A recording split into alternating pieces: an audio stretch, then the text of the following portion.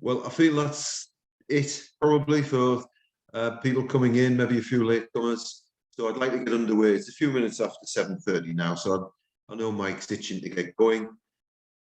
So can I welcome you on behalf of the Roman Roads Research Association to our latest monthly talk. As you can see, this one is by Mike Haken, our chairman of the association, on the Stainmore Road. It's unique camps and Venutius' war. Right, I'm back. Can I remind everybody that can you keep your videos off and your microphones muted, please, so we don't distract Mike. And you've probably noticed that there's a recording in progress, and anybody can then watch this on catch up later on. So without any ado, I'll just introduce Mike, and then we'll let him run up the tunnel onto the pitch and start giving his talk. So Mike, as probably many of you know, is the chairman of our association.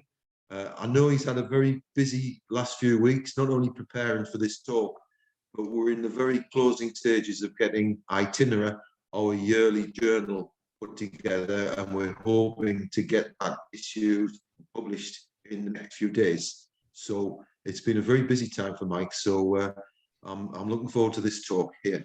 Mike, who has, like many of us, had a long history of an interest in Roman roads, formed the association in 2015, 2016 with Hugh Toller, the late Hugh Toller, sadly missed. And from the start that it had then, it's grown and is continuing to grow, I'm delighted to say.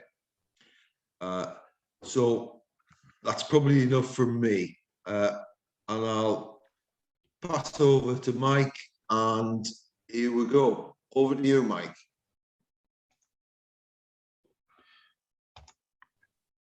Okay, can everybody see the screen? Should be there. It is, Mike. Okay, brilliant. Right, thanks, Dave. Thanks for that introduction.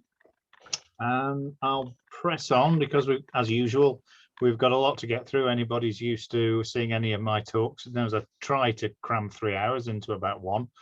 So this one is no different. So good evening, everyone, and thank you for watching. And tonight, just bear with me one sec, I'm just going to have to move Zoom. There we go. I'm going back to the very start of the Roman conquest of central Britain and taking a fresh look at what are certainly some of the earliest Roman sites in northern England. Specifically, I'm going to be looking at one particular road and some of the Roman military sites along it, and examining their possible role in the events at the beginning of the Roman conquest, at least of northern Britain. Much of the content you're about to see is new research, which will be published in 2 papers. One is in Itinerary, and that Dave has just mentioned, which will be out in a couple of days in digital format, and the other hopefully next year. In light of that, could I ask viewers not to take screenshots or extract any images without speaking to me first? Okay.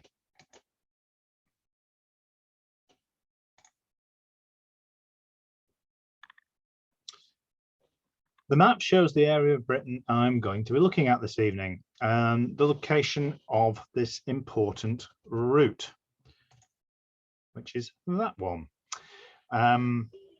It began as a prehistoric routeway, and then along came the Romans and built a road, amongst other things, and eventually it became part of the modern A66 and A6. It's a route that has probably been in constant use for millennia, as we'll see in this talk. For those of the audience who are less familiar with this part of the world, the route is 105 kilometers long, that's some 65 miles, and crosses the North Pennine Hills. The highest part of the road reaches 440 meters above sea level, that's 1,444 feet, across windswept and often extremely inhospitable moorland. And here is a terrain map, which will show you how this natural routeway sits in the landscape. And I'm just going to find my pointer, bear with me, there we go. So that's the route there, and you'll see how this area here is a natural gap across the hills, and it joins the lowland areas of the Vale of Eden and the Upper Eden Valley here to the lowland areas in the east, the Tees Valley and the Vale of Mowbray. Far too often called the Vale of York, and as I live in the Vale of Mowbray, it never ceases to annoy me when people do that. Anyway, I digress. I've marked just that road along with a couple of others which do have some relevance to the talk I'm giving tonight. There are, of course, a lot more in this area, but I'm going to keep it simple on this plan, particularly because most of them weren't built at the time we're talking about. There were, of course, also a myriad of Roman military sites along this road, including forts, fortlets, watchtowers, and camps. However, there are 5 that really concern us this evening. I went too far then, thought it wasn't working, and the slide went too fast. I apologize. I'm just going to go backwards and get the right slide. My computer's on a go slow. There we go. Got the right one eventually. Okay, these are the 5. And there are a series of camps. I'm being careful not to use the word temporary, because there really wasn't much temporary about these. They're at Plumpton Head and Krakenthorpe in Cumbria. We have Rey Cross, which is right on the watershed between modern day Cumbria and Durham, although traditionally in Westmoreland, just about. And Rugby Park, again, now in County Durham, once in Yorkshire. You'll notice also that very small site at Roper Castle, which is key to understanding everything that's going on. We're also going to be looking at a couple more, 2 other sites, which are these 2, at Stainmore and at Scotch Corner. There's a third at Melsonby, but because I'm not going to refer to it directly, I haven't marked it on the map. But they're often really considered together. In fact, a phrase that's been used recently about the group is a multifocal oppidum. The marking of Stainmore on there, incidentally, is actual size, just to give you an idea of how big this actual site is. So, going back to the camps, what do we usually mean when we refer to a Roman temporary camp? I'm using that word for once. Traditionally, they were more usually described as marching camps, from the belief that they were built purely as overnight camps for armies or military units on campaign, hence the name. In recent decades, however, it's become increasingly recognized that the picture is more complex than that. We now know camps were built for a variety of functions. Some were for overnight pauses on campaign. Some were used as construction camps, perhaps the building of a fort or a road, used for weeks, possibly longer. And some were siege camps, of which we probably don't have any in this country, although there are 2 that are considered possibles at Burns Walk in southwest Scotland, but there is much controversy about those 2. Others, usually small, were probably built during training, and these are usually known as practice camps. We also know that far from being single use, many were used time and time again throughout the Roman period. For example, one of those we're talking about tonight, Rey Cross, which is known to be of 1st century date, has yielded 4th century pottery. But what exactly does a typical camp look like? Here are 2 at Pennymoor in the Cheviot Hills in Scotland, alongside Deer Street. Deer Street is the main Roman road running north from York, right up into mid-Scotland. You'll notice that one is superimposed over the other, which is actually a very common occurrence. And there are actually another 2 close by. As you can see, though, importantly, they're essentially rectangular. And there is that one, with rounded corners. They consist of a rampart, which is usually surrounded by a ditch. Since they were usually built very quickly, sometimes in a matter of hours, the entrances, usually one on each side, do not have formal gates, but they're protected by earthworks of various forms.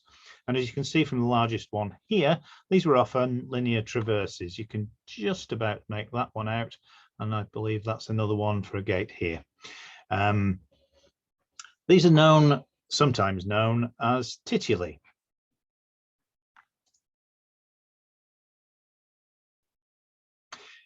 I came across these images of reenactors building a small section of camp defences, and something on the scale that they're doing could certainly be built in a very short time. They're somewhere from Eastern Europe, and I'll be absolutely honest, there was no attribution, so I haven't got a flipping clue where they came from. They're certainly less substantial than most Roman camps in this country, but it gives you an idea. The stakes, known as sudes, may have been used as a palisade, but it also seems that on occasion 3 of them were sometimes tied together to make a caltrop, which you could put in rows along the defences. Now, I've added to these 3 an image of a ditch. That's a very real Roman camp ditch, which we excavated last year on a camp, probably 1st century date, in southern Yorkshire. Sadly, there was no trace of the rampart left, but you can see the scale of it, which is a heck of a lot bigger than the one they're digging. It's nearly 2 meters across and over 1 meter deep. Notice also how well cut the sides are. They're absolutely straight, unlike those. Sorry, guys. It just shows how well drilled the Roman army was in camp construction. The evidence also suggests that in common with most Roman military works, there'd normally be a short gap, a berm between ditch and rampart, although that certainly wasn't always the case. Let's take a closer look at typical gate defences. These are 2 temporary camps. This is a magnetometer survey that the Roman Roads Research Association conducted a couple of years ago in southern Yorkshire. In fact, the ditch that you saw is it's that one, just about there.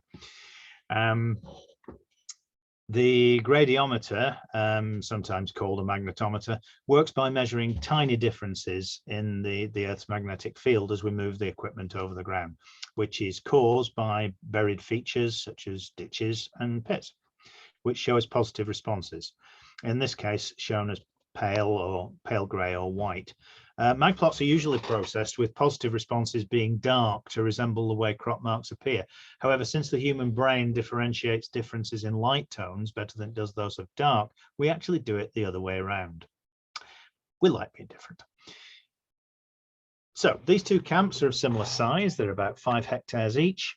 And the early one, which is this one, has external claviculae. There, these curved quarter circle defences coming out from the camp. External claviculae are actually quite unusual, although internal ones found fairly often. Note also how the early one respects this trackway here. I'm actually going to mention that trackway again later on. The later camp, superimposed on the first, was probably built after the trackway went out of use, because you can see actually how it cuts through it there. And it seems to have gates protected by tituli. If you look very, very carefully, you can just about see one there, and there's a hint of another one here. They're not easy to see.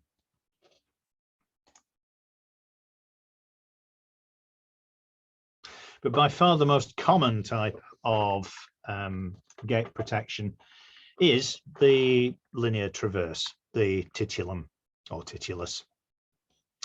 This is a LiDAR image of 3 superimposed camps at Birdhope in Reedsdale, Northumberland. The central one, it's the classic playing card shape, although this one almost square, with 4 entrances, and each one is protected by a straight traverse. You can see them there. That one's hard to see if there is one on that one, but you can see it on that side.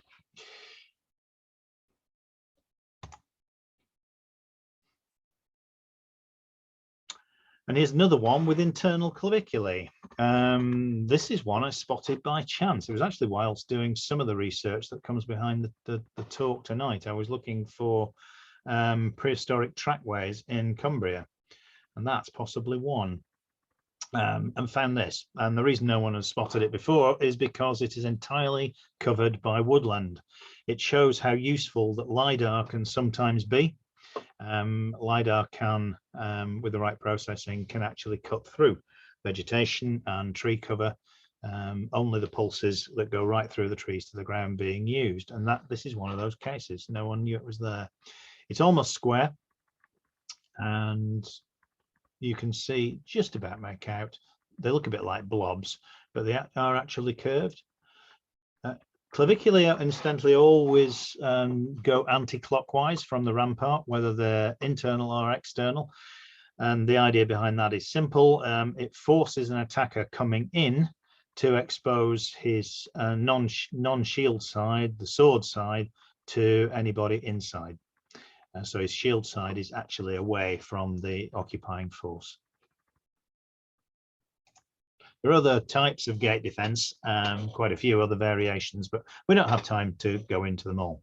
So what did a typical camp look like? We've seen a few examples, but to give you an idea of how common the playing card type is, this is an image taken from Humphrey Welfare and Vivian Swan's excellent Roman camps in England, published in 1995, which shows the outlines of the camps that were then known.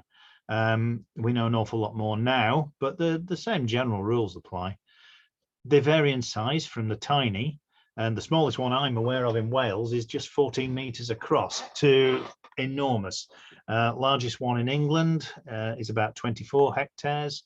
That's at Newtonkine in Yorkshire. And in Scotland, a huge 70 hectare, that's 173 acres at St Leonard's in the Scottish borders. The camps had a rampart, as we've already said, almost always surrounded by a ditch, often with a short gap known as a berm between the two. And as you can see, the vast majority in this illustration are either rectangular or square, or very close to it, with quarter circle corners. There are usually 4 gates, although larger camps sometimes did have 6.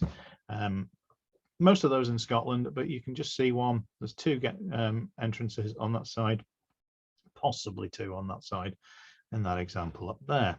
Off the top of my head, I'm not sure where that one is.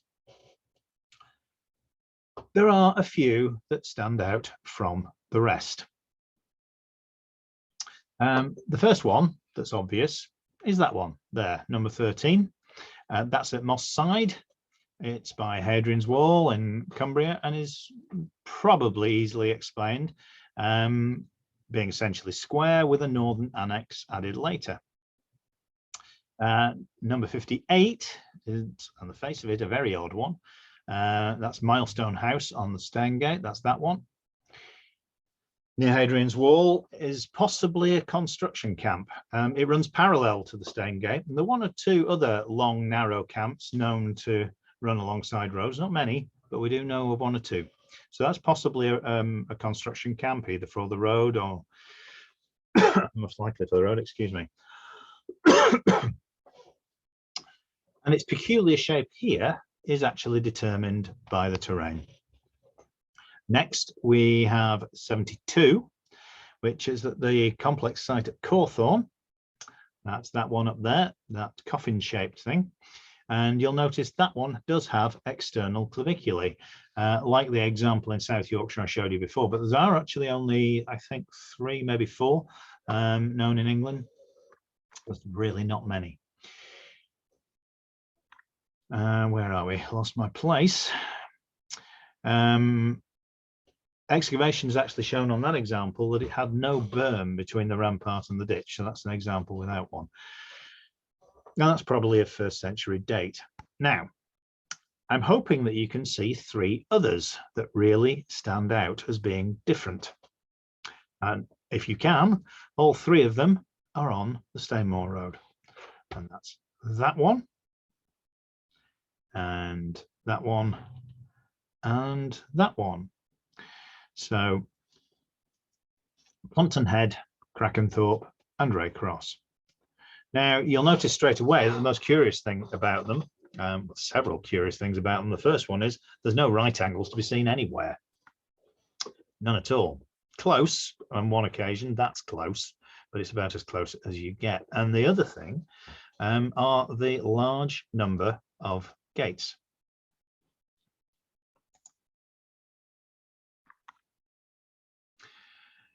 Now, two of these three have been known for an extremely long time, Rey Cross and Krakenthorpe.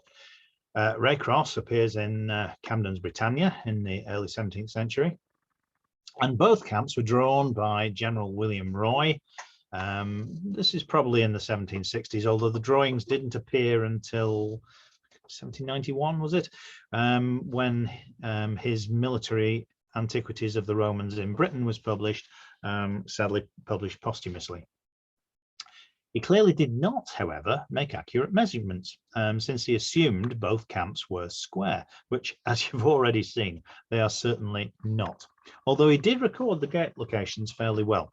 We're going to take a closer look at all four camps now, starting at Plumpton Head and then working eastwards towards Scotch Corner. And back to the location map, here's Plumpton Head. It's just south of the Roman fort known as Old Penrith, or to the Romans, Verida, next to the modern A66. A66 being on the line of the Roman road to Carlisle from Broome. The site was first identified from aerial photography by the incomparable Keith St. Joseph in 1951, but it's still poorly understood, being known only from crop marks, with no excavation or geophysics ever having been conducted on the site. Not as far as I'm aware, anyway. This Google Earth image, which was taken during the dry summer of 2018, actually does show some of the crop marks of the ditch, but I'm betting you're not going to see them until I tell you where they are. The easiest to see are actually there, and you can see a curved corner.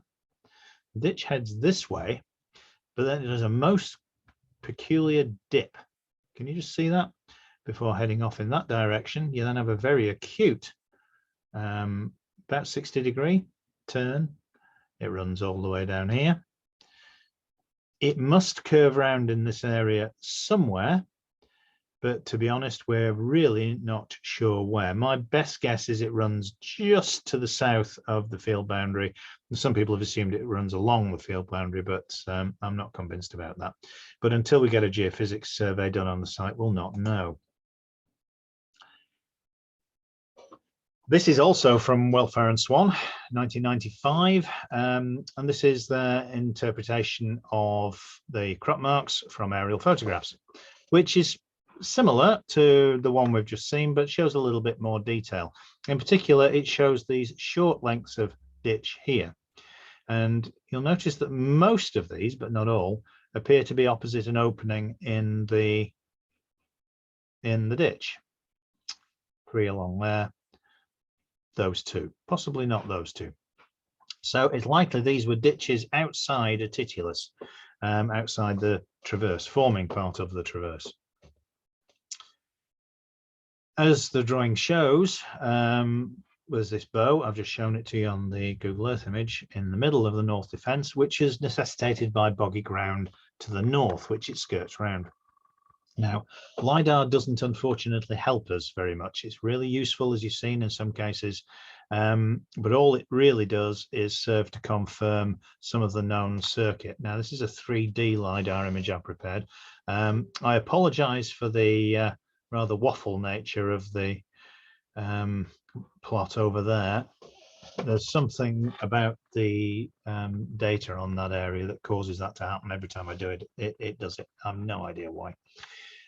Anyway, if I click a magic button, that's the outline of the camp. I've just put the line outside the rampart so you can just follow it, and you can actually see it just about on LiDAR there. But similarly, it does not appear on LiDAR on the southern section, unfortunately. I should have said this is actually looking south. The modern A6, which is there on the line of the Roman road from Broome to Carlisle. And notice that the camp does not respect that line, which tells us it almost certainly predates the road. If we look at road planning, things don't really become much clearer.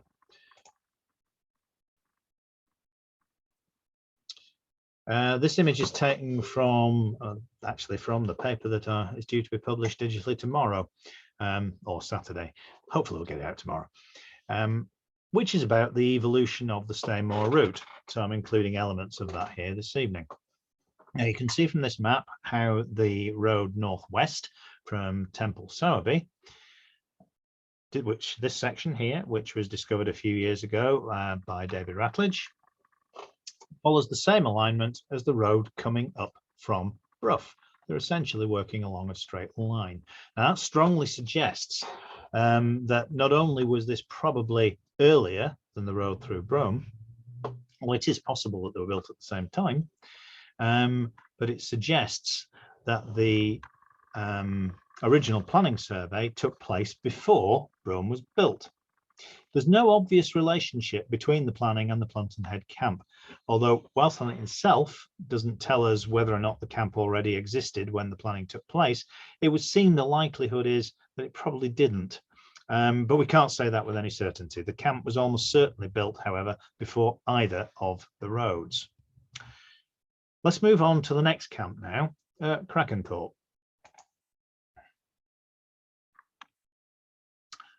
And this is where it is. We've just been up here and we're moving now, gradually working our ways down towards Scotch Corner. So we're there.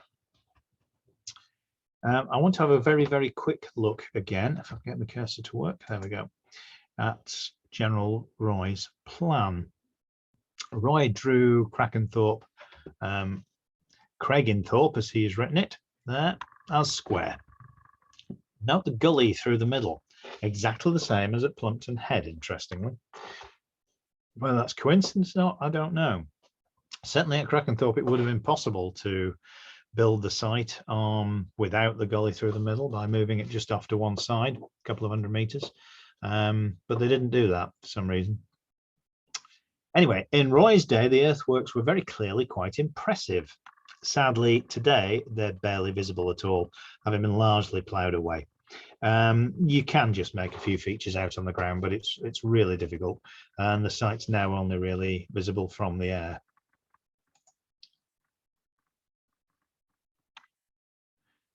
And this is the plan from Ian Richmond and James McIntyre's paper about Krakenthorpe and Rey Cross, which appeared in the transactions of the Cumberland and Westmoreland Society in 1934.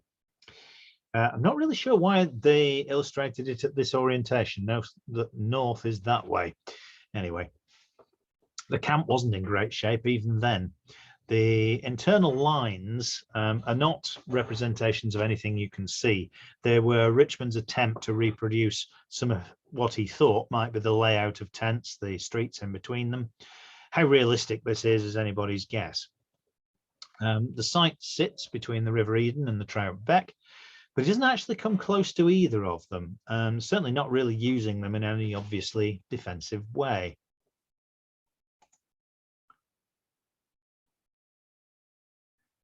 This again is another 3D LiDAR plot. You can see quite a bit more than you can at Plumpton Head, but if I tell you that this has a 4 times vertical exaggeration, you can understand how poorly this actually shows on the ground.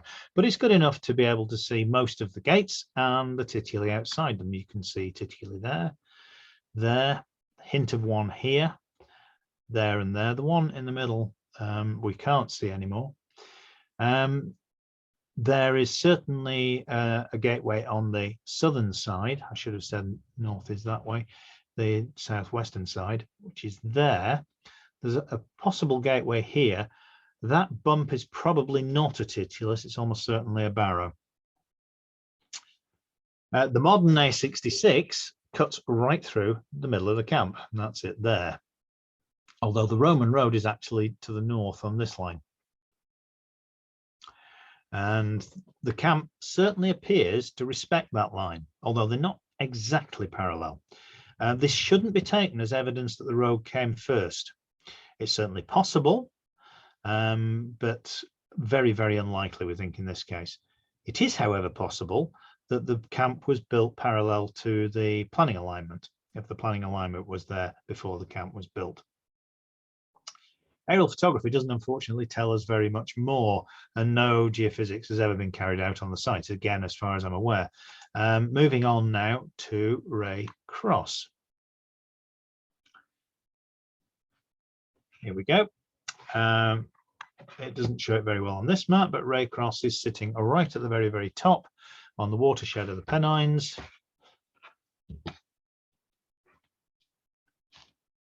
It sits at about 440 meters above sea level, and it's certainly a very barren and windswept spot. I apologize if you could see my laser pointer wafting about at the bottom of the screen there. I was struggling to get it off. Anyway, this is a quote from Camden. "Here beginneth to rise that hilly and solitary country, exposed to wind and rain, which, because it is stony, is called in our native language Stainmore. All hereabout is nothing but a wild desert." It's not changed very much. Here's Rey Cross camp today, which appears pretty much like the Krakenthorpe camp that we've been just looking at, except that it survives much better. The modern A66 dual carriageway cuts through it, as indeed did its Roman ancestor. Excavation evidence has proved that the camp was built before the Roman road. As we'll see later, though, the location of the camp does not respect the early planning alignment of the road. To understand the camp a bit better, we need to look at LiDAR. This is a 3D again, viewing from the southwest. The vertical is exaggerated a little less on this one. It's a factor of 3. If you look carefully, you can see how each gateway is defended again by a round titulus. One there, 3 on the north side, 1, 2, 3. Possibility of a 4th gate there, but it's a bit uncertain. And then you've got 2 running down that side. There was a gate at each of these points here, where the Roman road went through it. And there are further 2 on the south side. 1 there and there. There's the titulus and there's the titulus. So those all survive very well. That's 11 camps altogether with a possible 12th. Not the usual 4 or occasional 6. Have a look at a vertical image, which I want to show you for one reason, and that are these gullies which run through here. You can see how the camp is superimposed on top of them. I'm going to come back to these later. If you look at the ramparts closely, you can see that they actually turn inwards at the gateways there. These are a 1st century AD feature. In fact, 1 or 2 people have suggested that they were only built under the governorship of Agricola, but as you see, that's unlikely. They're much more likely earlier than that, in fact. The road, however, probably was in about AD 80, since it's been shown to post-date the GAM. We'll come back to the date of the road in a bit. The gate, which was under the road, under the modern road there, had been altered to accommodate the Roman road running through it, which tells us 2 things. Firstly, as I said, that the camp was built before AD 80 and that the camp was not built for a single use. Indeed, it was clearly intended for regular use, at least it was by that time. Otherwise, why bother adjusting the gate? Finally, on this image, again, those deep gullies and braided and eroded holloways, which become very important shortly.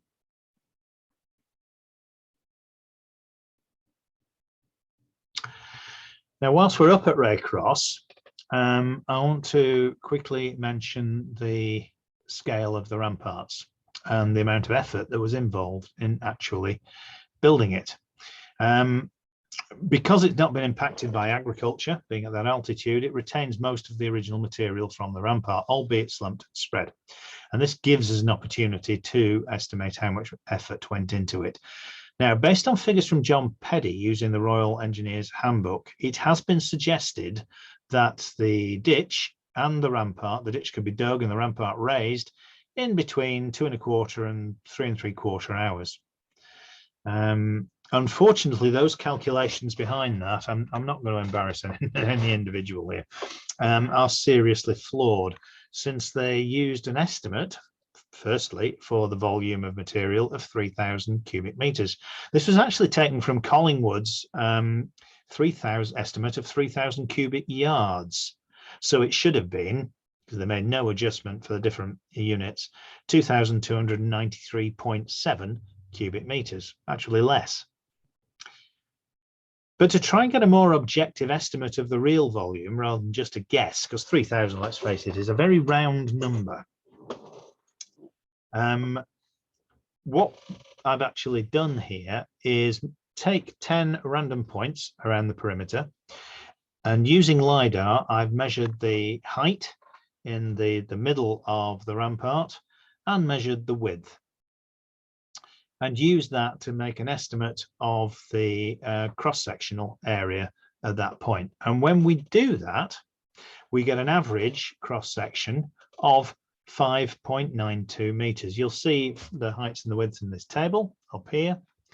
The greatest height now is just shy of 1.4 meters, but for the most part, the rampart is spread to between 8.5 and almost 12 meters across. It's just happened with time and erosion. From excavation, we know that the rampart was about 16 pedes wide. That's Roman feet. So just a little under 5 meters. And this is also consistent then. If we allow for shrinkage of material over time, we've got to increase that 5.92 meters to 7.89 meters, which is consistent with an 8 pedes high rampart, on top of which a 6 pedes, 6 feet wide walkway.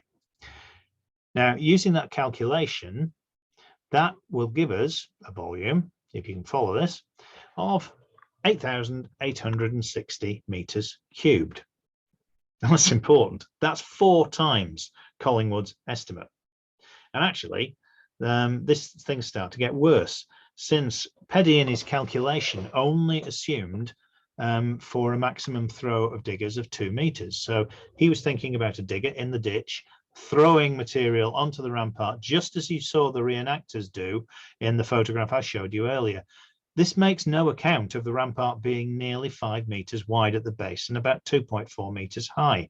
There simply must have been an extra man for each digger in the ditch, just to remove, transport and place the material. The same applies to material that was gathered not in the ditch but elsewhere, as indeed at Rey Cross most of it appears to have been. So Peddy's estimate, which was that one man could move between 0.4 and 0.7 cubic meters every hour, must be halved to allow for that extra man. Now, that gives us a total of between 25,314 and 44,300 man-hours needed to build Rey Cross. And to be honest, if we make an allowance for Roman tools rather than modern ones, it was quite probably at the upper end of that estimate, closer to the 44,300. Indeed, we have another source of data. For a turf structure, which the other 3 camps probably were, we've got experimental archaeology from Lunt Fort near Coventry, which was done in 1966. And that experimental archaeology, in which they actually built a section of rampart, very much the size that we're talking about, tells us, incredibly, that it would have taken exactly 44,300 man-hours. I couldn't believe it when I worked the 2 out. It was just incredible. Same figure, which shows that actually that's probably close to being right. That tells us that the published estimate that gets quoted quite a lot is not just wrong, but it's out by more than a factor of 8. Given those figures then, if we had a legion occupying Rey Cross, which is often suggested that it was about the right size for a legion, even if every single man was working at once, it would have taken half a day to build. Twice that for the number of men that Robinson assumed. He assumed there were just over 2,000. It's clear that these camps were not merely overnight stops. They certainly were not. There was something more than that.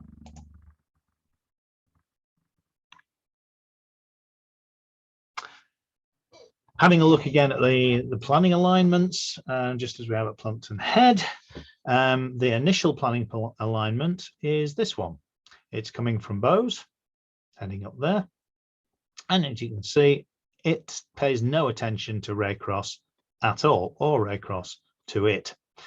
The original road planning seems to have been to the high ground here and then sited on the top of the drumlin down to there.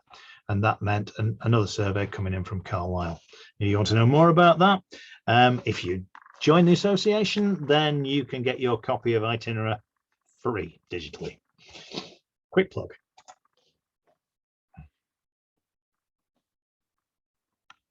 Back to the location map now. We're now moving on to the fourth in the chain, which is at Rugby Park. Now, this is one that I am guessing a lot of the audience tonight have never heard of, whereas you may be familiar with certainly two of the other three.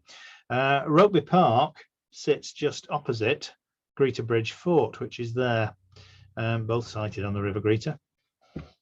But it's been hidden in plain sight for well over 2 centuries behind a very high stone wall. So whilst I suspect the owner knew it was there, nobody else did. Although it doesn't survive particularly well. Now, this is the LiDAR image that actually kicked off all the years of research that have followed in this area that we've been doing, and myself have been doing. This was produced by Brigantes of Warwickshire Archaeology in October 2015. You can see the fort, Greeter Bridge, really clearly there. And here's the A66 coming up from Scotch Corner. It's roughly on the Roman line, not quite, but roughly. And you can also see this extent of parkland here in front of Rugby Park. The house is actually just off the screen to the north. But you can also see some very interesting lumps and bumps running along there. If I click my little button, it'll put a line on for you. And suddenly you can see the outline of an enclosure, some rather odd looking corners, but 3 possible tituli there. This is the remains of a large camp of 13 hectares. If I click it again, that'll go off so you can possibly see them a bit better. 32 acres. Understanding Rugby Park is actually key to understanding the whole chain and a bit more. In August 2019, the association with volunteers from the Northern Archaeology Group conducted a gradiometer survey on the site.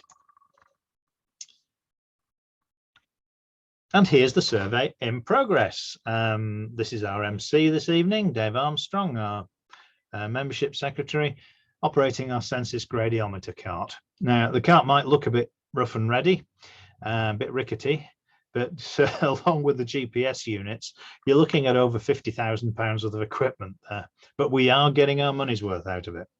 At this point, I must extend our thanks to Sir Andrew Morritt for giving us permission for the survey,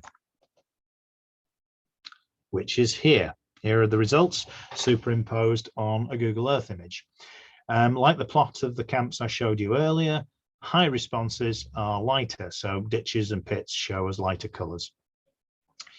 For anybody who understands the way these surveys are processed, this one's been clipped at plus or minus 7 nanotesla. That's a bit higher than a lot of people do.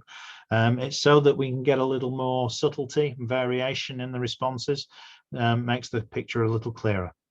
Now, there's so much going on here that it's not easy at first to make out the camp. However, the south corner of the ditch is as clear as a bell. It's there. Now, you remember the LiDAR image, it actually had a cut-off straight corner, and that's what it looked like. We now know that's not the case. It's very, very clearly a very standard corner, and for once, it's not that far off a right angle, but not brilliant. I'm going to bring up the interpretive drawing now, which should make things a little bit clearer still. Anomalies that are related to the camp are in dark blue, but we've marked up everything else as well. You can clearly see the rig and furrow in pale grey.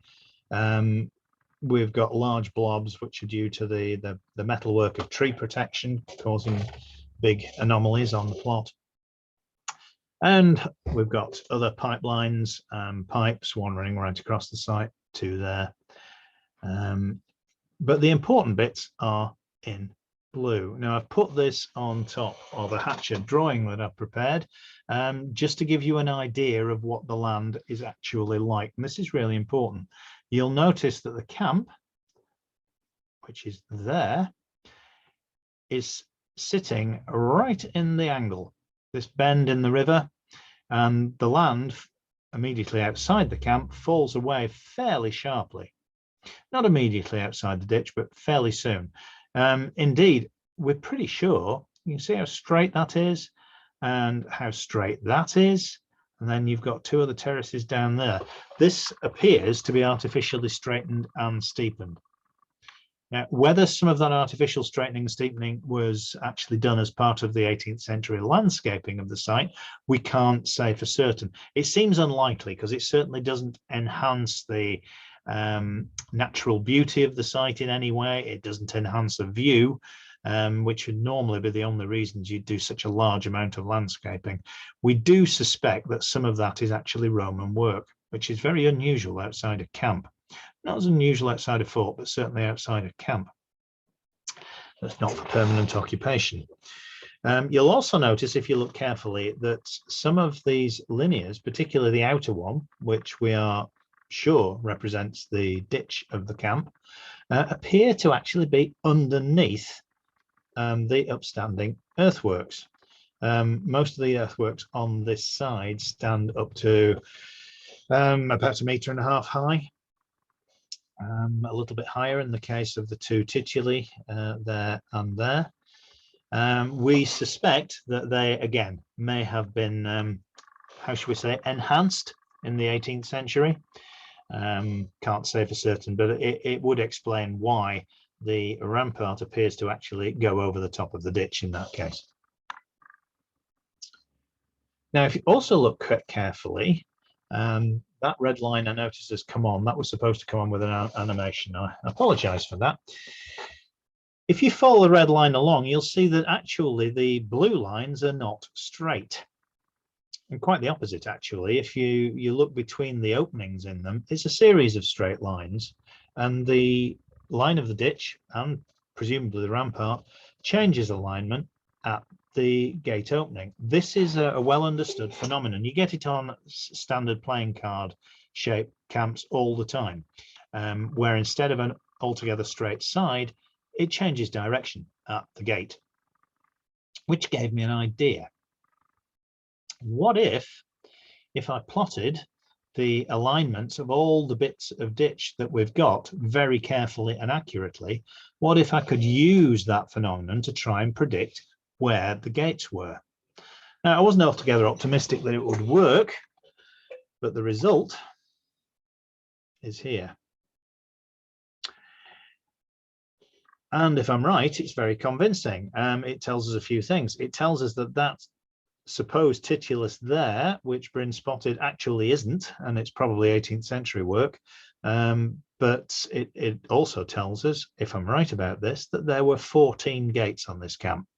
Now, it does sound a ridiculously large number, but bear in mind that its internal area is almost twice that of Rey Cross, and Rey Cross has 11. So we really shouldn't be surprised at 14. What's important, even if I've got the number of gates and the potential position in slightly the wrong place, what's really important here is that this is another one in the same chain, and it's bigger. The usable internal area of the other three is actually pretty much the same.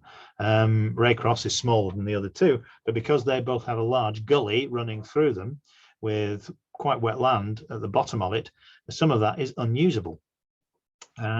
So those three actually have pretty much the same occupancy. This one is a lot bigger, and we have to ask the question, why? Because they seem to be a single chain along a road. So why would the one at one end be substantially bigger? Incidentally, another difference with the other ones is certainly the other two lowland ones, Plumpton Head and Krakenthorpe, is that the geophysics didn't show any evidence of ditches in front of the tituli. Doesn't mean there weren't any, it just means we don't have any evidence that they were there, not at the moment anyway.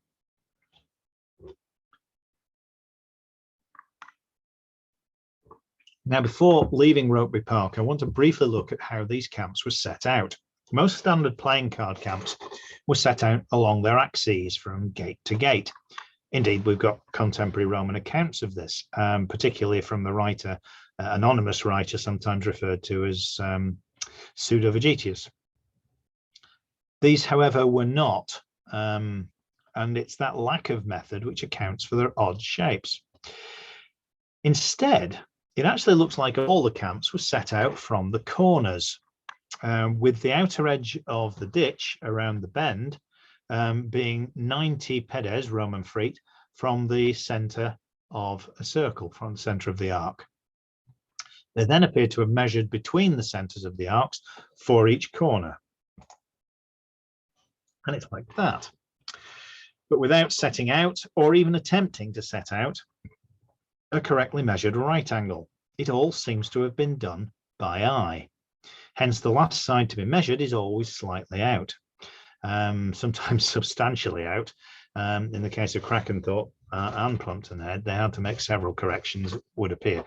We simply don't have time to discuss all that. There's a lecture on its own. But it will be in the paper that I'm aiming to publish next year. Let's have a look at the measurements of these. You'll notice that the western side is only just over 8.02 actus. I should have said an actus, by the way, is 120 Roman feet. We know very well that camps were measured in actus quite frequently, most of the time, in fact. But the regular measurements are normally along the axes. These clearly are not. So 8 actus just about there, 13 on this side, 6.08 there. That side is way out, 12 1/4. The suggestion being that was the last side to be done, starting there, possibly working round anti-clockwise.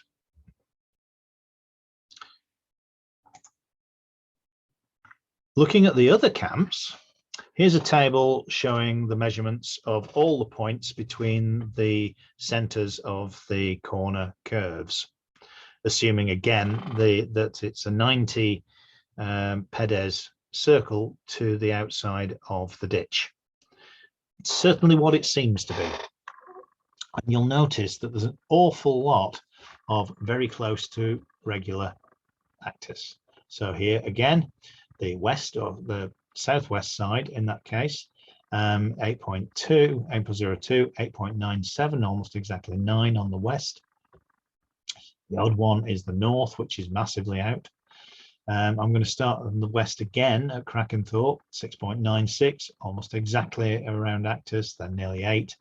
Not so good on the other two, but you get the gist of it. Rey Cross, usual picture, we've got one that's way out and the other 3 almost close to around actus. It can't be a coincidence. Interestingly, the western side always seems to be very close to a precise number, and we'll come back to that later on. It is important. So before leaving Rugby Park, I want to have a look at the site's relationship to the Roman road and see if that can tell us anything about likely date. Okay, this shows the part of the surveys that were undertaken before the road existed. The first line I want to draw your attention to is that one in purple. And that's a possible long distance alignment that runs from a hill just to the east of Northallerton called Bullimore. The hill was actually used as a sighting point on a different Roman road. That's Roman Road 80, known usually as Cades Road, which comes probably up from York, although it's often described as coming from Stamford Bridge. Won't get into that one. But the point is that that point on Bullimore was used for setting out alignments, and I strongly believe that it was used here as well, because it goes right through the point where the road from coming up Deer Street to Scotch Corner, then bends to go over the Stainmore. It goes straight through that. Not only that, it goes through the corner where it turns again at Rugby Park. And if you follow it far enough, for the best part of 60 miles, it goes through the fort at Carlisle. Okay, that could just be a coincidence. It really could. I'm not actually suggesting that the fort at Carlisle was placed upon it, but it's not impossible. And if you've read any of Rob Entwistle's work, he's done a lot on this sort of thing. We don't actually agree about this line, by the way. But if you've read his work, this sort of thing does seem to have happened.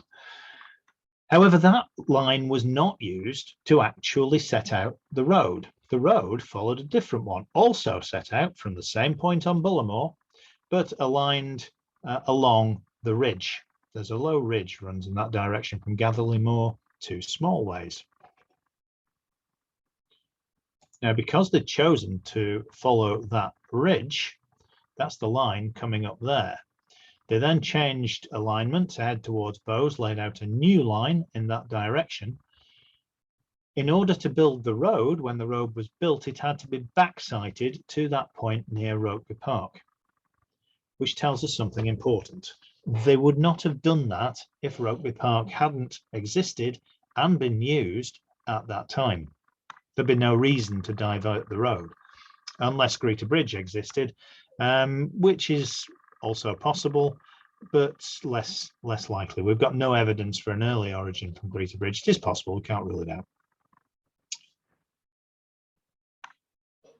Right, now, while we're on this one, I also want you to look at this bit of planning here, that blue line. This blue line is the first alignment of the road as it runs west from Bowes to go over the hill, past Rey Cross and on into Cumbria. But the really important part about this alignment, we now know, thanks to LiDAR, is that it starts at precisely the point where the Roman road coming in this way, this is Roman Road 820, coming from Deer Street, from Bishop Auckland, effectively, you could argue from the fort a little bit to the north of the junction at Binchester. That changes alignment here. The road comes down to join the other road, our road, if you like, Stainmore Road 82, from Scotch Corner at that point. And it's been used to set out that alignment. In other words, the road west over the Stainmore cannot have existed before that one did. That had to come first. It also tells us, since this one had to come before that, logically, 82 was built in 2 stages. It was built to Bowes, and that section over there was not built for a few years. It seems likely that this was constructed after Binchester was founded. Best information we have at the moment, establishment of Binchester is anything between about AD 75, AD 80. People disagree on this. I tend towards the 80 side, but I'm not an expert. Either way, it does suggest that the building of the road, the actual building of the road over the Stainmore, didn't take place until around about AD 80. Whereas this one, we can demonstrate that it was earlier.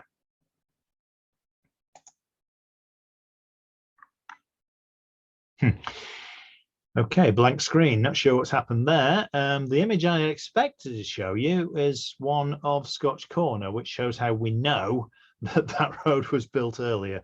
The excavations at Scotch Corner have established that the road leaving it in that direction was built in the early years of the 70s.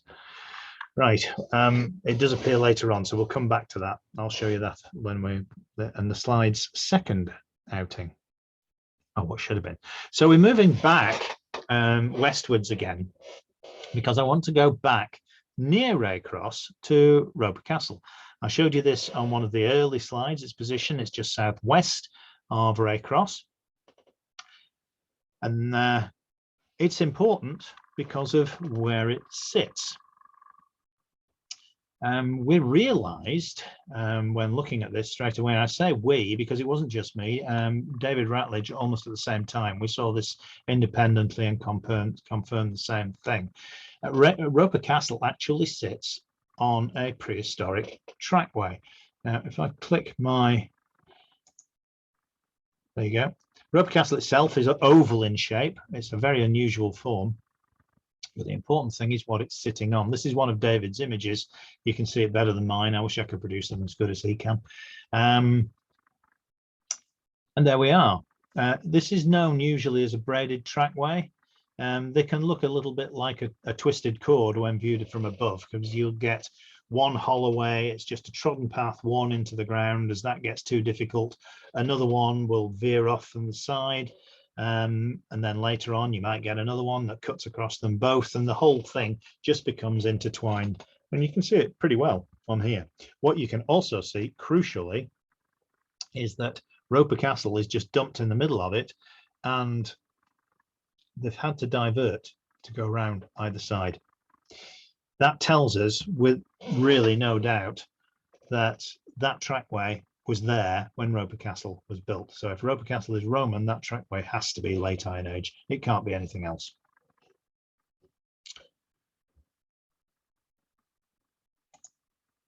Now, there's plenty more evidence from this, a few miles to the west. I do mean plenty. We've been able to trace this trackway now from all the way from Brough to beyond Bowes, and pretty sure we know the route of it all the way to Greater Bridge. However, this is a couple of miles west of where we were. It's in the Upper Eden Valley. And here we have two bands of braiding running parallel to each other. The trackway is actually split. It rejoins further to the west. And what's important about this are that the trackway is being cut by a series of dikes, banks and ditches, there and there and there. They're all arrowed, and there's a couple more on the, 3 more on the southern one. These banks and ditches were given an early medieval date by Collingwood, although more recent scholars, particularly Jones and Hyam in the 70s, placed them in the Roman period. 1 or 2 more recent have actually suggested that they could also be prehistoric, which is, I think, is unlikely. If that were the case, this would have had to have gone out of use before the Roman period. And that certainly doesn't seem to be the case for, given the evidence from Roper Castle. So a Roman period date certainly works. Now, the observant amongst you will have noticed that the trackway I've shown you so far, and where it runs, doesn't actually go past Rey Cross. And there's a reason for that, because it didn't. More accurately, in the Greater Valley, east of the Rey Cross camp, the trackway actually splits. One arm comes to the follows a southern route, which is this one, and the other goes past Rey Cross, pretty much along the same line as the eventual Roman road took. Not quite, but very similar. Incidentally, this one reaches a much higher altitude, which might have something to do with it. It's about 70 meters higher above sea level. Now, remember those gullies that I showed you at Rey Cross? Well, they form part of that branch. And this plan, you can see both very, very clearly. The gullies cut through there.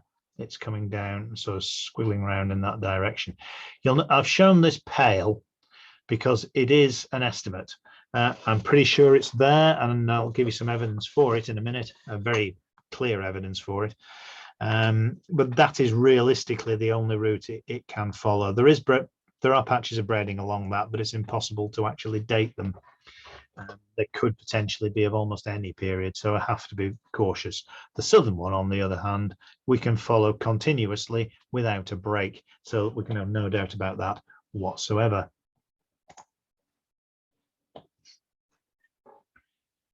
You've seen this image before, but since it shows both routes clearly, I was hoping no one would spot them the first time round.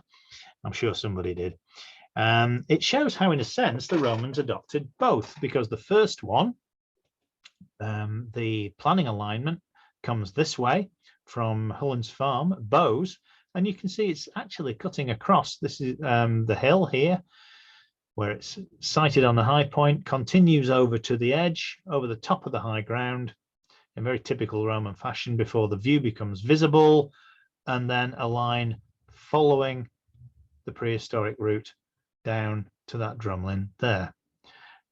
I can't prove this, of course. There's nothing physical on the ground to say that this line actually existed, but it does make perfect sense. It's exactly what you would expect a Roman survey to do, except for some reason, when they came to build the road, they chose to build it to the north. But the northern route itself, as we've already seen, had prehistoric origins. And in fact, we're going to look at some evidence at that point just there.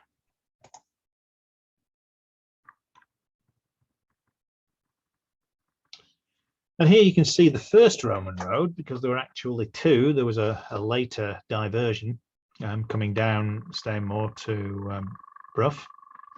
This is the Roman road running along here. You can see how the Roman road is actually cut by later holloways, some cutting through it. But crucially, when we get to this point, it's the other way around. The Roman actually cuts through something else. There's not much left. Thanks to the building of the A66, we can't see this picture very clearly, but the Roman road is clearly cutting through a braided trackway coming down in that direction.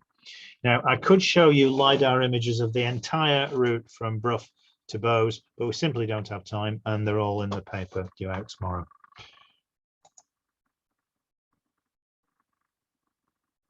And this shows the overall Roman surveying, the long distance alignment, possibly to Carlisle, with the later system of surveying, 7 individual alignments laid out that way. Actually, the last 3, I should have pointed this out, started at Carlisle. This was done in 2 sections, one from east to west, the other west to east. But this is the length of trackway, that the route of which we can now be 95% certain about. There is actually one tantalizing piece of evidence at Scotch Corner itself. We don't actually have any evidence of braided trackway that we can tie into this between Greeter Bridge here and Scotch Corner. But here at Scotch Corner, there is that trackway. Marked A, have marked it as A on there. That's heading out, as you can see on this, that's the Roman road. It's heading out in almost exactly the same place. In fact, the road is on top of it for part of the way. That trackway could well be a formalization of the Iron Age route that we've been looking at. The braided trackway won't have had any metalling. It was not a surfaced road in the normal sense. It was just purely an eroded path that is used by people and animals and wheeled vehicles. I've just been told I'm running over, considerably so, for which I apologize. We're nearly at an end anyway. I'm winding up very, very soon. This work's been done by the NAA as part of the recent A1 widening. On the right-hand image, just so you can see it, that dotted line is actually the original planning line, I believe, is there from Bullimore. And you can see how it coincides very well with that bend. Neither John Poulter or Rob Entwistle are entirely convinced, but I'll leave the decision up to you. So what do we know about these camps so far? I will rattle through this as fast as I can. I am aware of overrun. Unfortunately, my screen's not been working perfectly well, and I've not been able to see much of the script, so I've been winging it rather. Okay, we have a list of what we know. They have an extremely large number of gates, not the usual 4. The gate openings protected by tituli and not the usual linear traverses. The ramparts turn inwards at the gate openings, a rare feature. They're not the standard playing card shape. That's the most obviously important. Other camps were not set out along their axes, the usual method, but they were set out measuring between corner centres, almost as if they may not well have had anybody who knew what they're doing. They took almost a day or more to build. The camps don't relate to the road planning. They predate the Roman road with certainty. They may or may not be later than the initial road planning. I believe they probably are slightly later, in which case the planning actually took place before that part of the country was officially under Roman control. We shouldn't be too surprised about that. Rugby Park, and therefore all the camps of contemporary, date from no later than about AD 73. And these raise two questions.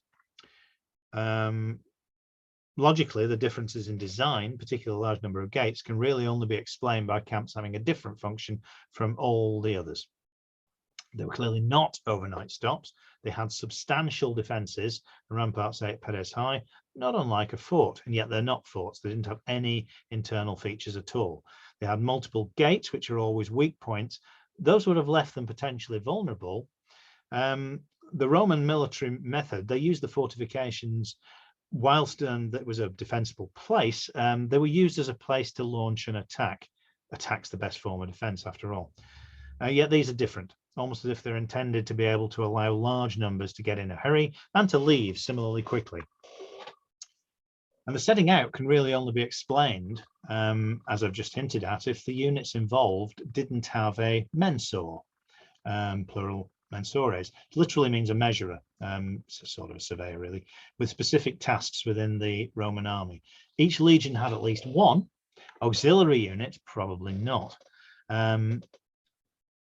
There may have been people in the rest of the army who could measure distances. There certainly were, who could set out arcs of a circle, but not necessarily knowing how to properly set out a camp along the axes, nor did they know how to set out a right angle using a 3-4-5 triangle, for example. This might potentially explain why these are so different, if we can find a reason why there wouldn't be one.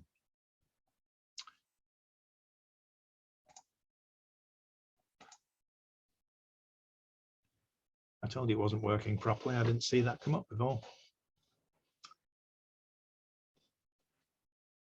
The standard explanation of these camps is that they were built by Petilius Cerialis, part of his push forward in the early AD 70s to conquer central Britain, much of which is traditionally considered territory of the Brigantes. The Brigantes had been ruled by Queen Cartimandua, according to the historian Cornelius Tacitus, and she was usurped by her former husband Venutius, with Rome forced to rescue her in either AD 69 or possibly early AD 70. As Tacitus put it, leaving Venutius with the kingdom and Rome with the war. It's not an exact quote, but close. This was all before Petilius Cerialis was installed as the new governor in 71. But if the camps really are part of Cerialis's push north, surely we should have evidence of more of these camps further south, if he was coming up from York or maybe even further down. It seems unbelievable that none have actually been found. In any case, what's so different about the road over the Stainmore to force such a huge variation in design? And if it was Cerialis, why does it appear that there was no one capable of setting them out properly, no mensor? Surely the 9th Legion would have had one. And it gets worse. We've seen how the camp at Rugby Park is set right up against the valley of the River Greta, artificially steepened slopes, utilising them for defence. It's facing east. If an army were coming from the southeast, surely they would build a camp on the eastern bank, especially there is actually a commanding high spot there, which there isn't to the west, where the camp was built. Furthermore, the southernmost gate actually has an extra traverse protecting it, again suggesting that was perceived as potentially the most vulnerable side. But maybe we've got it all wrong. Maybe the Roman unit wasn't coming through Brigantia from the south at all, but maybe from the northwest. At first thought, this seems probably laughable, but perhaps it isn't. It's generally agreed that the Brigantes were not really a signal unit, and may indeed actually have been a Roman construct in a sense. Until fairly recently, it was often held they were a confederacy, but it's now more recognized that they were a hegemony, one that had stood under Roman protection for at least 20 years, and possibly since the invasion of AD 43. Given the location of the huge site at Stannick, it seems most likely that the Mid-Tees Valley and the northern Vale of Mowbray was the core area of the Brigantes themselves. And given the fact that the settlement at Scotch Corner continued to flourish into the AD 70s, it seems unlikely that this was actually the centre of any discord. It seems much more likely that Venutius's power base was elsewhere. Possibly that was in the Pennine foothills of Western Yorkshire. And let's just consider the Roman dispositions in the period immediately before the events described. I will, if I can get the button to work. These things always happen when you're rushing through. And going back to the mid-AD 50s now, we know from Tacitus that there was probably an action within Brigantian territory led by Cassius Nezica, who was probably in charge of the 9th Legion at the time. This seems to coincide with a move northwards from the River Trent, the line being originally about there, along this line of fortresses, northwards into what is now Nottinghamshire, Derbyshire and southern Yorkshire. And it's traditionally been accepted this was generally the position until around about AD 70-71. But in recent years, there have been increasing bodies of evidence to suggest the possibilities of Roman military activity at sites in Yorkshire before then, including York and Malton. The discoveries at Scotch Corner, including evidence of material culture during the 60s, which suggests the use of supply through military networks, even raises the possibility of Roman military units there or nearby. And work by our own geophysics team at Wallace, Newton Kyme and Rowcliffe, along with reassessment of coins by Richard Brickstock, notably the Claudian copies, have raised the very real possibility of a fortified routeway. Some point maybe in the late 60s, maybe earlier, north from Rossington to Scotch Corner. Now, this is purely theoretical. I don't want anybody getting the idea that we can definitively say that was there. We can't, but it is a theory, a working theory at the moment. And now we're going to head back to Roper Castle, and we're almost finished. This is a view shed analysis, which shows in blue the views a soldier would have had from the top of the ramparts at Rey Cross. The pink shows the view from somebody on the rampart at Roper Castle, and you can actually see how well they complement each other. Rey Cross actually has a pretty poor view down the Greta Valley, whereas from Roper Castle, all these pink areas here, the view is excellent. What they both have in common is that the view westwards towards Brough is non-existent. The traditional view that Rey Cross represents a force, Cerealis's force, on the watershed preparing to pounce off into the Eden Valley, just makes no sense. You've got no view forwards whatsoever. However, Rey Cross and Roper Castle do make sense if they're considered as being contemporary, built as a pair, conceived as a pair, and they represent a force moving in the opposite direction. Now, there is some evidence to suggest that the Vale of Eden, the people in the Vale of Eden at the time, were actually quite tolerant of Rome. I wouldn't go as far as to say welcoming, but tolerant certainly. Catharos's thesis suggests that. Remember, though, how the camp at Rugby Park is very obviously facing east.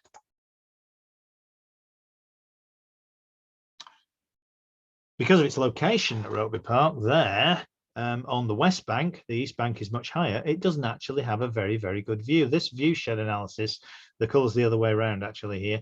The pink is from the camp at Rugby, and you can see it's not too bad, but it can't really see that far. Certainly can't see down this part of the Tees Valley, whereas from that position here, you have a pretty good view. That actually was pointed out to me by Sir Andrew Morritt as a potential watchtower site. There is an earthwork there. It's never been investigated. It is roughly oval, very badly damaged by tree planting, so it's not the easiest thing to assess. But it is a possibility, and it would make sense to give a good field of view to the east from Rugby Park. And there's one last bit of evidence that I want to look at. This has been perplexing historians and archaeologists for centuries. This poem was written to Crispinus by Statius. Crispinus was the son of Vettius Bolanus, who was the governor of Britain, appointed by the Emperor Vitellius in AD 69, the year of the 4 emperors. This tumultuous year, which was the first civil war in the empire, saw Nero's successor, Galba, murdered by Otho. Otho committed suicide after his armies were beaten by Vitellius at the first battle of Bedriacum. Vitellius himself was beaten by Vespasian in the second battle of Bedriacum in October 69 and was killed by a mob 2 months later. And so started the Flavian dynasty. Vespasian actually kept Belinus on, even though he'd been appointed by Vitellius, until he was replaced in AD 71 by Carialis. We don't know much about his activities in Britain, except the precious little that Tacitus tells us, that he sent auxiliaries to rescue Cartimandua, and that he built forts and watchtowers in Caledonia. Given that there's no evidence at all of such early activity in Scotland, this has always been a mystery. However, it does make sense, if read through a Roman perspective, if everything beyond the Brigantes was perceived as Caledonia from the distances of Rome or Naples, maybe, who knows. It was all them up north. Could the Stainmore camps and the Roper Castle outpost, plus the possible tower at Stainmore Hill, the one we've just looked at, be the very ones in Statius's poem? It's been suggested before, only this time I'm suggesting that they were part of a very, very well-planned operation to get Cartimandua out. Not just her, but her entire retinue, including potentially a small military force. Tacitus records that Belinus used auxiliaries, not a legion. That's no great surprise, though, at the time, since so much of Britain's garrison had actually been withdrawn to fight in the Civil War, and plenty of what remained wasn't exactly trustworthy. It also explains why the setting out is odd, because in this scenario, during the year of the four emperors, excuse me, it would be no surprise that there were no mensaures available at all. They were elsewhere. Not just that, but the large number of gates makes sense, since the camps were essentially being built for an evacuation of both civilians and military, with an unknown, totally unknown level of opposition. And if I'm right about this, it does appear that it would have to have been well planned. This force would have had to move by ship up the western coast to Carlisle, come in on the Solway Firth, and then down following the prehistoric trackway, not using a Roman road because it hadn't been built, and not following the planning lines, even if they were already there. They made the sensible decision. They followed the native road and built their camps along it. If the Carvetti of the Solway Plain and the Vale of Eden were never part of the Brigantian hegemony, but were nonetheless relatively pro-Roman, they wouldn't have expected that much opposition. This could explain why Krakenthorpe itself isn't hugging one of the rivers, which is quite normal for camps to do. It doesn't hug either of them. It just sits in gentle land between the two. Once they get to the top of the hill, however, things are completely different. It's quite possible that everything went off without a hitch, although you'll see from the poem that apparently Belinus did manage to acquire a breastplate belonging to a British king. We've got no idea who. It could even have been Venutius. It could have been someone else. We honestly don't know. This is complete speculation, but it makes sense. It also makes sense from other perspectives. It explains why the western sides of the camps were always relatively accurate if they were always done first. If the army's coming from the west, they're going to do the western defense first. Makes sense. It also explains, if you think about it, potentially why Rugby Park needed to be bigger than all the others. The others were built to accommodate the unit that was moving towards Stannick, but that unit then had to go back again. And when they were going back, there were more of them. They could have built camps much, much bigger. That would have taken time. Much more sense to actually get to Rugby Park, build a larger one there, which would accommodate anybody that needed to be accommodated. They probably didn't know how many, and then move off in two sections, possibly on consecutive days. It also explains why the defenses were so massive. Being so big, if they had faced a large force, they wouldn't be aware how big a force it was going to be. They would have been possible to actually defend those sites quite easily. Whereas a very slight temporary camp with a lot of civilians around would not have been an easy thing to defend. Again, for me, this all makes sense. I honestly think the real teller about this is the number of gates.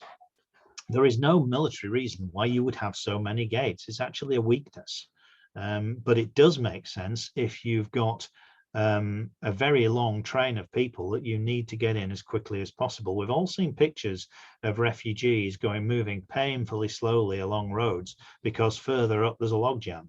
That's the last thing they would have wanted. By having so many gates, you're not going to get a logjam as they're getting in. They can split up and go in through many. It makes perfect sense. Can I prove any of this? Of course not. But what I'm trying to do is present this as a possibility. It's a scenario that actually fits the evidence we've got. It might, to some, seem a little bit fanciful. I know one or two people who are probably grimacing at this point. But for me, it does make perfect sense, and it fits the facts. I'm not the first person to actually suggest that these camps were built by Brigantes, and I'm sure I won't be the last. But for me, it does solve the problem, because they certainly do not make any sense as part of what we understand to be the activities of Pteleus Cerealis. And with that, I'm just about done. I'm going to bring up this last slide. The geophysics plots that you saw could not have been done without the large number of volunteers that we have had help us over the years. And to the best of my recollection, these are all the people who were involved in those two. If I've missed anybody out, I do apologize. Okay, I apologize again for overrunning, as I couldn't see my script. As I said, I was winging it, and that guarantees that I'm going to end up taking longer than I should do. So I'm going to hand back over to Dave. Well, thank you very much, Mike. That's been a very interesting talk. I found that enthralling. I particularly appreciate the combination of archaeology with the written record as well. So it's a combination of archaeology and history. So that while you say it is your speculation of this, and nothing can be proved, it is a very interesting, and it does seem to fit a lot of the circumstances that we have here. Yeah. So thank you from me for that, and I've got a few questions. If I can throw that open, if you can refresh your throat with a lubricant, and I'll try a few questions for you. The first one came from Angela, actually, and it's not so much related to your presentation. It's about Hugh Toller, and you knew Hugh very well, but I'm sure there's lots of people online who didn't. Would you like to say something about his involvement and the founding of the association? Oh, goodness. Right, yes. Yeah, good evening, Angela. I don't think I've actually seen you since Hugh's wake, have I? But anyway, wake is the wrong word. He didn't want a funeral. This was Hugh all over. He just did not want it. We had to have a sort of a party, is the best way I can describe it. A gathering, but it was actually a happy event, not a sad one at all. But that was Hugh all over, really, and he was a lovely fella.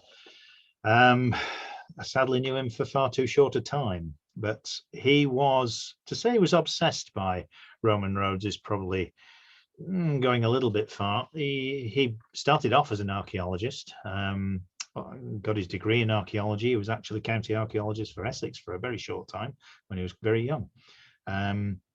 But he ended up working as an accountant. You make more money that way, but he never stopped the archaeology, and his particular interest in roads seemed to focus in Wales. He did an enormous amount of work in Wales. If you read any of the relatively recent reports produced by the Welsh trusts, his name is all over them for what he's done there. But he did work elsewhere as well, and he was one of the very first archaeological researchers to start using LiDAR. He got me into it. He got David Ratledge into it as well. And look what David's doing these days as a result. A lot of what he did was on LiDAR was also done with Bryn Gethin, who I've mentioned. Bryn's the one who spotted the Rugby Park camp. But Hugh was aware that there was a huge interest. We both were huge interest in Roman roads, not just in this country, but across the world. And we wanted to try and find a way of providing a focus. Far too long, the research had been done by very often, how should we say, private individuals whose enthusiasm might sometimes be a bit more apparent than their objectivity. We wanted to try and instill a sort of professionalism, I suppose, and high standards of research, and give someone a place, a focal point to bring everybody together. And I really have to hope that Hugh, I'm sure he would be proud of what we've actually achieved. He didn't live to see it. He passed away in October 2016. It's 5.5 years ago now, but we've come an awful long way since then. I think at that time we had about 55 members. We now have how many, Dave? 474. There we go. In less than 6 years, which is not bad going. There aren't many archaeological organizations that are expanding the membership at the rate that we are. So yeah, I hope Hugh will be proud. Yeah, anyway, I could go on about Hugh all night, and as indeed I'm sure Angela actually could, but we need to return to the subject of the talk. But just to say finally that this actually wouldn't be happening if it hadn't been for Hugh. I wouldn't have done this on my own. I wouldn't have dared. But so it's a lot of it is down to him. Anyway, moving on. Thanks, Mike. A question from Steve T. You mentioned planning alignments a few times. Yeah. Can you please elaborate on what this is and how it was used? Oh, goodness me. Have you got another hour? Yeah, I suppose I'd half assumed that most people would know where they were, what they were. It was a dangerous thing to do. It's been known for a long time that a lot of Roman roads were set out in long straight lines. Very often they didn't actually follow those lines precisely. They would deviate from them for reasons of topography most of the time. A good example, the best known example, is London to Chichester, which is 50 odd miles long. Is it 54 miles, something like that? And there's another really well known one north from Lincoln going up to the Humber, where the road's dead straight for 30 odd miles before it deviates off following the ridge at one end. So these are the lines we're talking about. They were set out first before the roads were built. In addition to those, there are some very long distance lines which seem to have served a second purpose. They weren't intended primarily for road building. They were potentially for a survey of some sort. John Poulter's the one to talk about that, not me, and Rob Entwistle as well. Not really my area. But the important thing is to remember that the roads did not follow these planning lines rigorously. They were set out by a team of surveyors surveying the general course of the road, and then when the road was built, another team of engineers would actually work out the best place for the road to go, which was certainly the case here. There are some occasions where there are none of these alignments apparent, and very often those have been assumed to be following pre-existing routeways or trackways. However, here we have a very, very clear pre-existing routeway, which the initial surveyors followed. And indeed, the road was built along parts of it in places, but certainly not everywhere. It deviated from that quite a lot. There's a lot of variation in it. It's a subject that we could talk about all night, but I'm guessing we have plenty of questions. We need to move on. Okay, thanks for that, Mike. Yes, now I've got a follow-on question from Andrew Tibbs. It's looking at Rugby Park. Can you be sure that the embankment hasn't been eroded by the river rather than artificial shaping? Yes, I can be absolutely sure. It's too straight, Andrew. Simple as that. There is erosion. You've actually got a very small floodplain at the bottom. So if there were erosion, it wouldn't be recent, and it's just simply too regular. Particularly the section close to the house itself. I don't know if you're familiar with the park. It is open to the public a few days a year, so you can go and have a look. But no, we're absolutely certain that it's not natural erosion at all, I'm afraid. which is odd, and it just doesn't really make sense as part of an 18th century landscaping scheme. It would make sense if you were trying to make the site more defensible.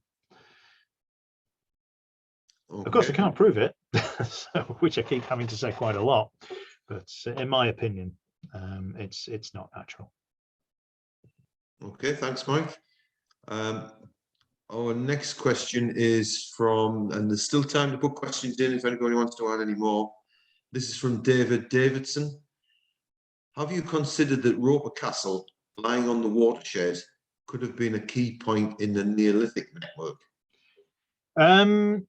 It is absolutely possible. There's plenty of evidence that the Stainmore was used in the Neolithic period as a routeway, as a means of movement of axes from Langdale, of course, into Yorkshire. It suggested that would have been the main route, although we've actually no direct evidence for use of a routeway.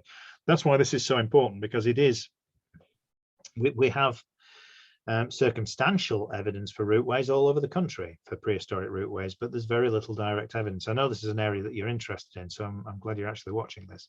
But as for the Neolithic, yes, I'm confident that a route over there would have been used. Whether it's exactly the same one as the route I've highlighted tonight and in the paper that's out tomorrow, I honestly cannot say. What I can say, and you will have seen from the maps I showed, there's an awful lot of variation of the routeways. They drift with time. They move sideways. They move across the landscape. It makes it almost impossible to date them unless you have some other datable feature cutting through them, which in this case we do, which is very, very unusual. To the best of my knowledge, this is the only time that in this country at least, that a prehistoric routeway has been plotted with confidence over such a long distance. Now, someone correct me if I'm wrong about that, but I've certainly not been able to find evidence of another one. It's not to say there isn't one, it's just that we can't prove it. Okay, thanks, Mike. The next question is from Susan R, which I think is Susan Rands. Evening, Susan. Do you think the round titular enabled movement into the camps better than long titular? Do you know, I've never even thought about that, but the obvious answer is yes. Again, if it's about if the whole point of the design of the multiple gapes is about rapid movement, then yes, the round titular do make sense. I have to qualify that though with Burns Walk, which I did mention very briefly, a possible siege camp in Scotland next to a large hill fort. But I'm not going to get into that controversy, but it has very, very similar tituli, although they're bigger, much bigger, but very, very similar design with flat tops. We've no idea whether these had flat tops or not. The ones at Burns Walk have been claimed by some to have been artillery emplacements. That wouldn't be the case here. But yeah, your idea of them being easier to get past certainly makes sense. Of course, the counter to that is, well, if they're there for defense, you don't want them to be easy to get past. No doubt it's a debate that will run for a bit, but yeah, I think you could be right. Okay, thanks, Mike. We have one more question so far, and this is from Gary. What do you think is the significance of the gullies through the camps? Oh, goodness. Yeah, I've had a lot of thoughts about that. I think it really depends on how confident we can be that the gullies were as wet then as they are now. There's no coring ever been done, no excavation, so we don't have actually any environmental evidence to be able to assess that. If they were dry, then it's possible, very possible, that they were deliberately chosen. I did do some viewshed analysis on this, which shows, I didn't have time to put it all up, but it shows very, very clearly that if you were exiting the camps through one of those gullies, then you couldn't be easily seen along the line of the road, which could be important. So it could have been a deliberate choice to be able to, for egress and excuse me, without visibility. It's a possibility. Otherwise, I haven't a clue. If they were boggy, it really doesn't make any sense to me. It's puzzled people for a long time why the sites were chosen like that, because they didn't have to. There were alternatives. Okay, Mike, that sort of concludes the questions that we've got from chat. There's been lots of congratulations and thanks come through, so we'll log that for later on. But I don't know whether there's any verbal questions to come, although we don't normally have many. Is there anybody who'd like to raise any verbal questions as a question?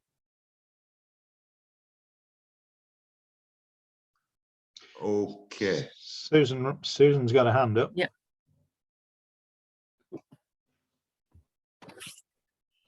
Hi there. Sorry, I'll make this quick. That's all right. Just two things. The gullies, would the gullies possibly have provided a water source coming through the camp, which would have meant people didn't have to go outside the camp in order to get water? And the other comment, I was just thinking, the oval outpost at the Roper Castle. I'm just wondering if it's an unusual shape, whether it might have been subject to local influence in the same way there's a couple of fortlets down on the Exmoor coast, which Matt Simmons wrote a paper on, where he thinks the design of those fortlets suggests possibly some kind of local influence, where they've kind of adopted or adapted local designs for the fortlets. Right, so I'll deal with the gullies first. The question really comes whether there was running water through them or drinkable water through them. And that's a question I honestly can't answer, and I'm not sure anybody knows whether there was in the Roman period. If there was, yes, arguably makes sense, particularly if you thought you might have to stay there for more than just one night. Access to running water is important, but they are close to rivers anyway. Yeah, okay. So there is water available close by. Camps were usually sited next to a watercourse. Yes, of course. Although in the case of Plumpton Head is right next to the river. Yeah. Yes, mad thought on my part. I just couldn't imagine why they would build it straight over. No, gully. well, it's puzzled people, well, since forever. Nobody's ever really been able to explain why they did it. Work in progress on that one. Now, as far as local influence, I doubt it, but it is unusual. With no reason to think that an oval form could be local influence. There are no local oval features that you would think would suggest such a thing. Could there be local influence? Well, in this case, possibly yes. And given what we know about Scotch Corner now, yes, you've got to say it isn't out of the question entirely, but there's no evidence to suggest that would be the case. I think in Matt's examples down in Devon, they're relatively late, if I remember correctly. I think they are. Top of my head, I've lost the sound to you, Susan. You. Yes, sorry, I'm muting myself. Yeah, they were first century also. Oh, they are first century, right? Okay. Yeah. Well, it's possible. It's absolutely, it's certainly possible, but I'm not aware of any evidence that would point in that direction. It's always been assumed to be Roman. I'm going to be honest about this. It's never been excavated, so we can't 100% say it is, but you've got this regular oval feature sitting in the middle of a prehistoric routeway, and its only real function seems to relate to Rey Cross. Why nobody's spotted that before, I really don't know. It's been suggested to be a signal tower site that you would have visibility from bows. In fact, there was some experimental archaeology a few decades ago that demonstrated that to be the case. Although they couldn't actually see bows properly from there, so they went up the hill, which is a bit weird. Right, okay. Sorry, Maiden Castle they were trying to see. They wanted visibility from bows and Maiden Castle, so they went up the hill to get it. Very odd. There's no evidence that it ever was a tower, and my argument is that there's no need for it to have been. Your visibility from just standing on the rampart did the job. If I'm right about this, and it relates to Rey Cross, given the scale of Rey Cross, you would need some sight to be able to see safely down the valley because its visibility is terrible. So it does make sense on those grounds, but it's at some point I would have to hope it will get investigated on a small scale, hopefully, so we'll know exactly what it is and understand it a bit better. Like most of the other sites, because Krakenthorpe and Plumpton Head have never even been geophysed. I can see our cart going up there one day. It's all this scope. Yeah, So much adventure. There is. Okay, thank you very much. Thank No, you. you're welcome. I Nice to really see you. enjoyed the talk. Thank you. Yeah, no, thank you. Okay, that's it for the questions as far as I'm aware, Mike. So it just remains to me to thank you for what you put into this and your efforts in the talk and for the association in general. As you've hinted a few times, our annual journal itinerary is about to be issued in digital form to our members and go off to the printers for the printed copies. So that we've all got that to look forward to. Yeah, I've been dropping enough plugs. I thought I ought. And I also have to thank the behind the scenes team who make these things happen, the Zoom controller and the others who work to make this happen, and including finding speakers and bookings and such like. And this wouldn't happen without them. But of course, I've got to thank the audience as well for coming and taking part and making this possible, making it a successful evening. So thank you all. Thank you all for dialing in this evening. We have another monthly seminar next month. It's about Killington, have I got that right, in Devon? The discovery of the fort there. So there's another one to look forward to for next month. So if that's it, I shall close this down and look forward to seeing you all in a month's time. Thank you very much.